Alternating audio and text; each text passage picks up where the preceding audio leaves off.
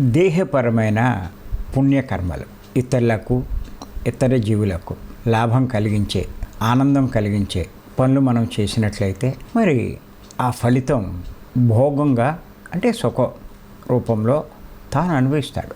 సేవ చేయడం, వాళ్ళకి కావలసినటువంటి అన్నదానాలు లేకపోతే వస్త్రదానాలు, ధనదానం. పూర్వకాలంలో నూతులు తవ్వించడం అని ఆయన ఎవరు, ఇప్పుడు ట్యాపులు అవి వచ్చినాయి. అలా రకరకాలుగా ఇతరుల లాభం కోసం చేసే కర్మల్ని పుణ్యకర్మలు అంటారు.